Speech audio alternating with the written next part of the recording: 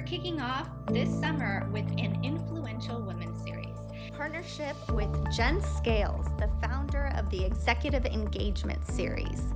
We will be chatting with leaders across industries who have led the way in their field.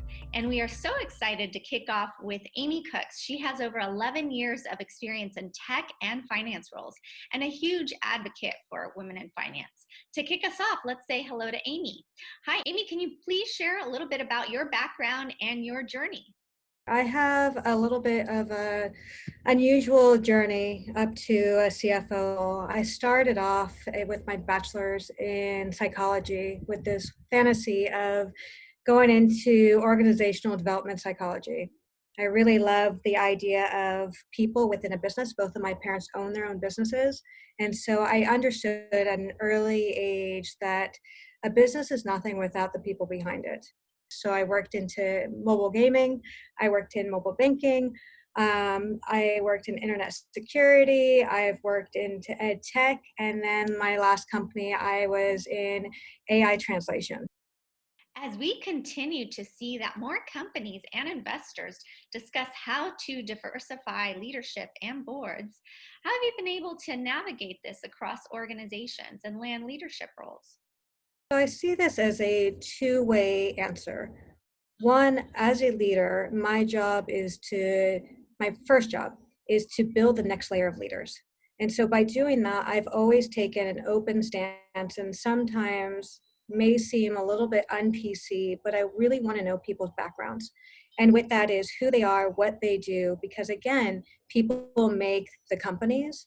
And so if I fully understand who people are, I know how I can build them up. I know where I can enhance their skills as leaderships or future leaders. And at the same time, I can give them and kind of route them in the right path of their career into boards, into leadership teams.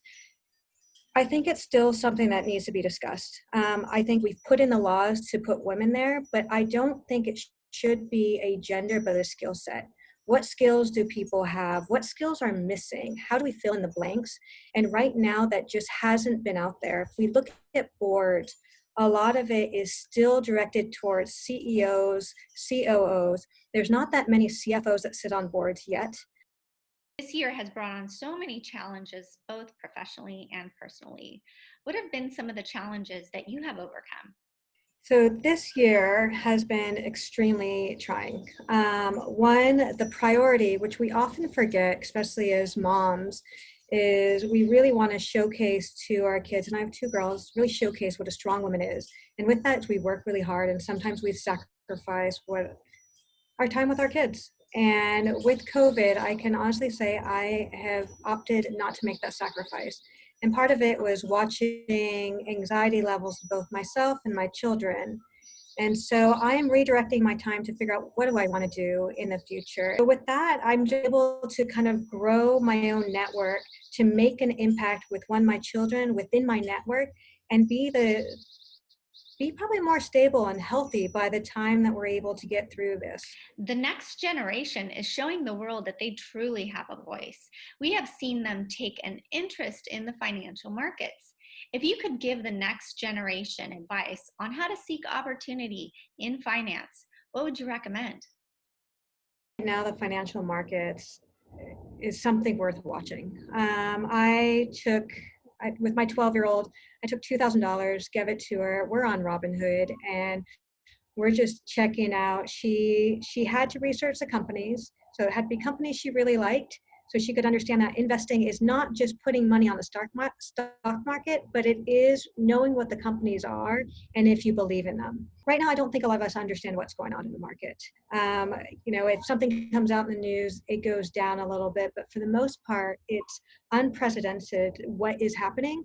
And so it's actually a great time for anyone to really pay attention to it, whether they have money or not. Post-graduating or graduating 2020, and seeing what the market's out there, I almost suggest the same thing. Read about companies, understand what their passions are, and go after that. I think now we finally are in an era where we don't have to go into any job because we have full access to whatever data we want, and we can choose companies that we're passionate about. And I think doing that with investing and doing that with your career is key. Amy, so what are your future plans for the rest of 2020 and going into 2021?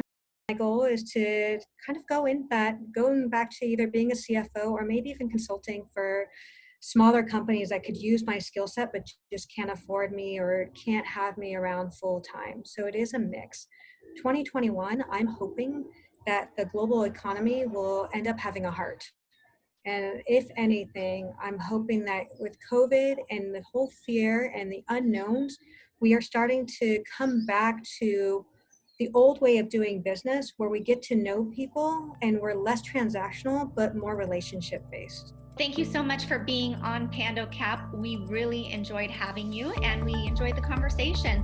And to all the influential women out there, stay tuned for more episodes as we get to launch a wonderful series of influential